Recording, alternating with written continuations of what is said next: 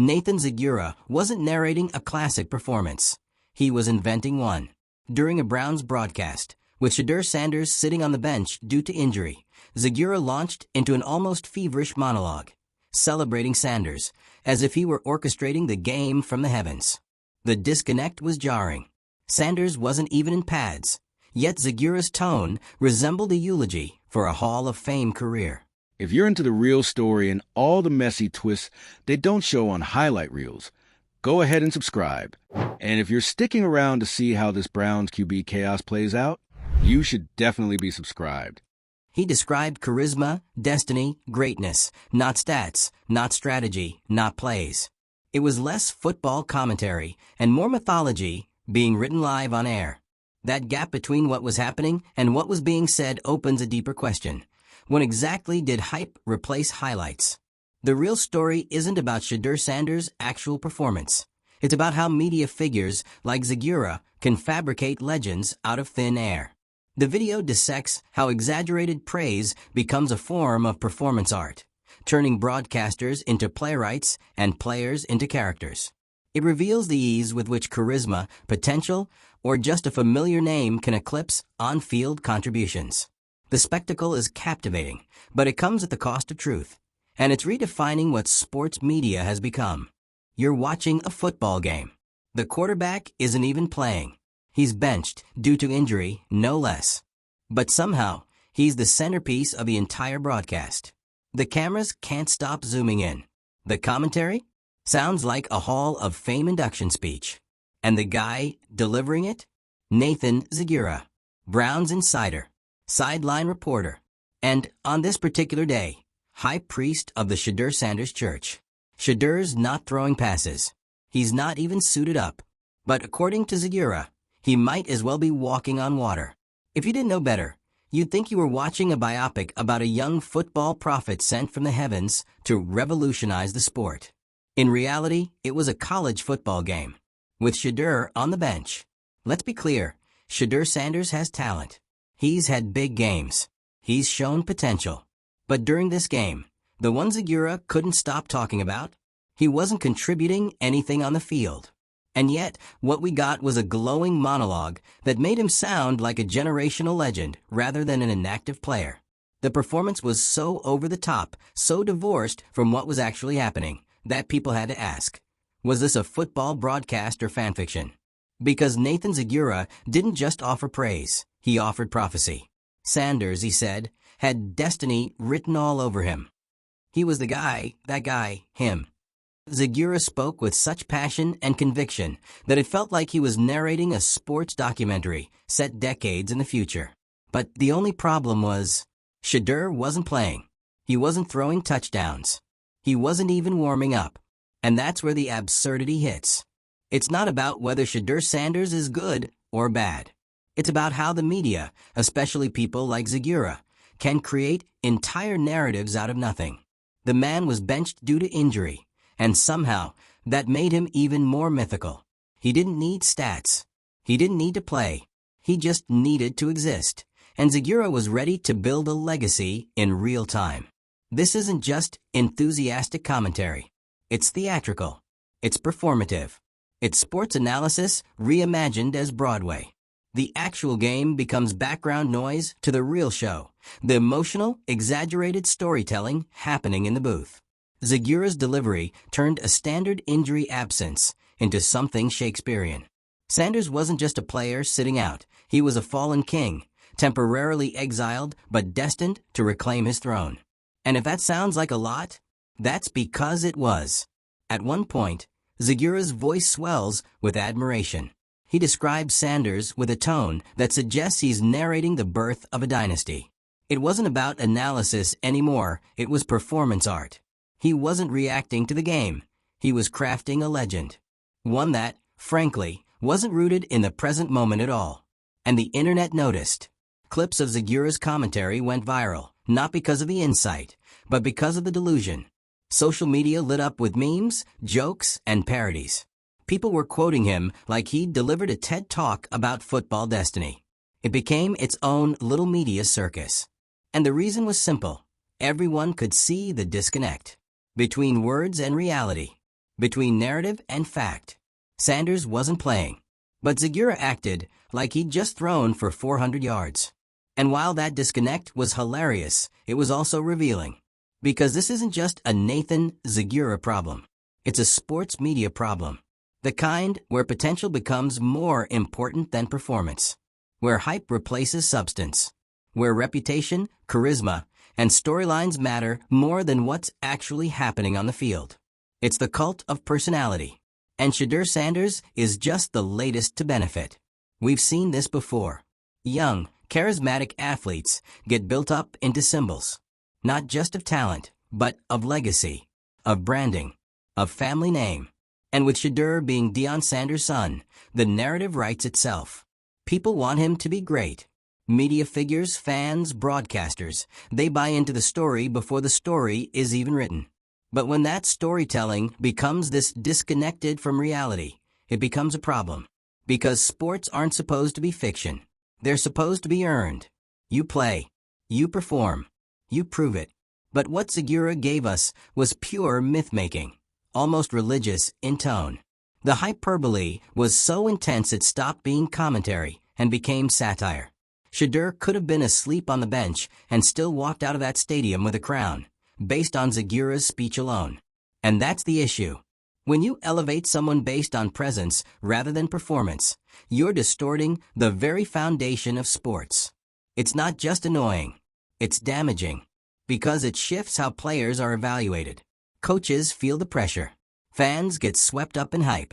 And soon enough, decisions are being made, not based on film or results, but based on mythology. And the athlete becomes a brand instead of a player. That's not Shedeur's fault. But it is a reflection of how fast sports media will latch onto a storyline and run with it. Even when the player is sidelined. Even when the contribution is zero. Even when the facts don't support the fantasy. And Nathan Zegura? He didn't just drink the Kool-Aid. He served it, poured another round, and tried to convince everyone it was champagne. What's especially wild is that this kind of commentary is becoming more common. It's no longer about who had the most efficient game. It's about who had the best narrative arc. Who feels like a star. Who sounds like the future.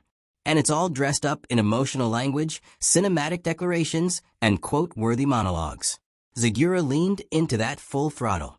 And whether he meant to or not, he gave us a masterclass in how sports commentary can mutate into pure spectacle. Theatrics over truth. Passion over performance. And it makes you wonder, how much of what we believe about athletes is shaped by fact? And how much is just really persuasive storytelling? Because what happens when the myth gets too big to match? What happens when the real performance doesn't live up to the imagined greatness? That gap between reality and perception creates a ticking clock. Pressure builds. Expectations rise. And the moment that athlete slips up, the fall is brutal. Because they're not being judged as a player anymore. They're being judged as a legend. And legends don't get second chances. All of this circles back to the same core issue. We need balance. Praise should be earned. Hype should be tethered to reality. You can admire potential, but don't crown someone before they've played the game. Nathan Zegura is entertaining, no doubt. But when entertainment overshadows accuracy, we're not watching sports commentary anymore. We're watching theater. And there's a difference between being moved by a great game and being manipulated by a great speech. Shedeur Sanders might end up being everything Zegura says. Or he might not. But if you're not playing and you're still getting canonized on live TV, that's not analysis. That's fantasy. And no matter how dramatic the delivery, the scoreboard tells a different story. So what did we learn? That sports media loves a hero. That narrative sells. And that sometimes the loudest voices in the room are the ones least grounded in reality. It's not just about football anymore, it's about mythology. And every once in a while, someone like Nathan Zegura shows us just how far the story can drift from the truth. Let us know what you think. Was Zegura just being passionate? Or was this a full-blown detour into delusion? Drop your thoughts in the comments. Hit that like button if you've ever rolled your eyes at a sports broadcast. And don't forget to subscribe for more deep dives into the wild, weird world of sports and celebrity chaos. This whole Nathan Zegura, Shedeur Sanders situation wasn't just a weird blip in a college football broadcast. It was a flashing neon sign pointing to a much bigger issue. An issue that stretches beyond one game, one player, or one announcer. This was the media's obsession with the idea of greatness, sometimes at the expense of actual, tangible performance. Let's go back to the game. Shedeur Sanders is on the bench. Not because he's been benched for bad play. No, he's injured. Physically unable to contribute. That should have made him a background figure, right? Just another player in street clothes cheering on his team. But not in Zegura's world. In Zegura's world, Sanders didn't need pads. He didn't need a helmet. He didn't even need to touch the field. Just being there was enough to make him the star of the show. And that's where the myth begins to build. Because once you start praising someone for not playing, you're not analyzing the sport anymore. You're romanticizing a concept. It's like writing a love letter to a ghost. You're not reacting to what's in front of you. You're projecting something onto it. And the longer that projection is allowed to fester, the harder it becomes to separate myth from man. That's why Zegura's over-the-top performance hit such a nerve. He didn't just say, Shedeur's had a great season. He didn't say, too bad he's injured. He went straight for the superlatives. The guy, that guy, him. Words loaded with cultural weight. Words reserved for players who are actively dominating the game. Not sitting on the sidelines. You want to hype up Shedeur? Fine. But let's be honest about what's happening. You're not analyzing football anymore. You're selling a dream. And the problem with dreams is people eventually wake up. What Zegura did was basically sports commentary fanfiction. A retelling of a game that wasn't happening. A rewriting of reality in real time. And maybe that's entertaining. Maybe it makes for good clips. But is it honest? Is it useful? Is it fair? Because while Zegura was crafting a football fantasy epic, the rest of the team was, actually playing. There were real athletes out there giving it their all. Making plays. Hustling. Fighting for the win. And none of them got even a fraction of the dramatic praise that Zegura handed to Sanders on a silver platter. That's not just frustrating. It's insulting. To the players on the field. To the audience watching. To the sport itself. And let's not pretend this is some rare exception. This kind of narrative inflation is baked into the sports media ecosystem. A player gets drafted with hype, lands a few endorsement deals, has a famous ad, and suddenly they're a story. The stats don't matter. The performance is irrelevant. What matters is that they fit the mold of someone we want to be a star. And the irony? That can actually hurt the player being hyped. Because when the expectations get that high, and the reality doesn't quite match, the backlash is brutal. People turn fast. The same voices that built you up will be the ones tearing you down. That's the danger of myth-making. It sets people up for a fall they didn't ask for. And in Shedeur's case, that narrative pressure is building. Thanks to broadcasts like Zegura's, Sanders is being positioned not just as a promising QB, but as a football savior. Someone who will reshape the sport, redefine expectations, break the system. All while sitting on the bench. It's not fair. And it's not sustainable. There's also the issue of credibility. When broadcasters like Zegura go full Hollywood in the middle of a college football game, it erodes trust. Viewers aren't stupid. They can spot exaggeration. They can smell a script. And when commentary starts sounding more like a motivational speech than actual analysis, people tune out. Or worse, they stop believing anything you say. And sure, passion is part of the job. No one's asking sports analysts to be robots. But there's a line between enthusiasm and delusion. Between charisma and cosplay. Zegura crossed that line, and did it with a mic in hand and a national audience watching. Now let's talk about the fallout. Because this didn't just go viral, it sparked a conversation. Clips of Zegura's commentary got shared everywhere. Memes exploded. People started quoting him ironically. That guy. Him. The one. It became a running joke. And not just at Shedeur's expense, but at the expense of sports commentary as a whole. Because this wasn't a celebration, it was a parody. A moment where the entire system got exposed. We saw how a broadcaster can shape a player's public image, even when that player isn't contributing. We saw how narrative can completely override facts. And we saw just how far the media will go to push a storyline, even when the game itself tells a different story. But maybe the most important takeaway is this: hype isn't harmless. When you elevate someone to mythic status before they've fully proven themselves, you're setting them up for a narrative crash. You're creating expectations that no real person, no matter how talented, can consistently meet. And in the long run, that does more damage than good.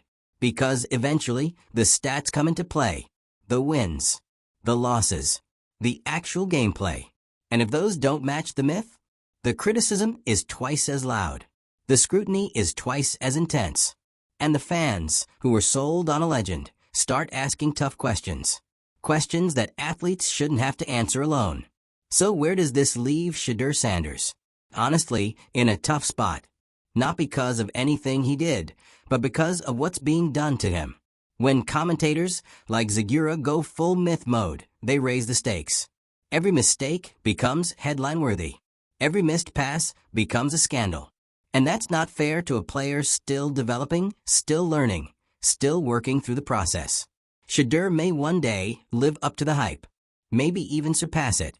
But he should be allowed to get there through play, not prophecy. And Nathan Zegura? He gave us a moment.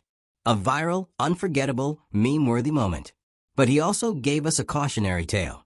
A reminder that media narratives don't just report the game, they shape how we remember it, how we interpret players, how we talk about talent. And that kind of influence? It shouldn't be taken lightly. We can't pretend this is just about football, either. It reflects how we build up public figures across the board. Athletes, influencers, celebrities. We fall in love with the story, not the substance. And when that story gets inflated past the point of recognition, everyone loses. So the next time you hear a commentator go full soap opera over an injured player sitting on the sideline, ask yourself, who's really being served here? Is it the athlete? The audience? Or just the narrative machine that feeds off clicks and spectacle? Because if we want real sports coverage, honest, grounded, insightful, we need to start calling out the fantasy when it starts sounding louder than the facts. What Nathan Zegura did wasn't just an isolated fluke or a passionate slip-up. It was a perfect case study in how media hype machine spins so hard it starts rewriting reality in real time. We're not just watching football anymore. We're watching a story being written about football, with the plot points already penciled in before the game even kicks off. And Zegura? He wasn't just narrating the story. He was casting it. He appointed Shedeur Sanders as the lead character, whether he earned that spotlight in the moment or not. The actual gameplay? Background noise. The players on the field? Supporting cast. Shedeur, sitting on the bench in street clothes, became the protagonist of a drama he wasn't even participating in. That's not commentary. That's creative writing with shoulder pads. And you have to wonder, why does this happen? Why do commentators get swept up in these hyper-emotional, borderline, mythical portrayals of athletes who aren't even playing? Part of it is branding. Media personalities want viral moments. They want to sound iconic. And what better way to do that than to speak in absolutes? If you say Shedeur Sanders is developing into a solid quarterback, nobody clips that. But if you say he's him, that guy, the chosen one, people remember that.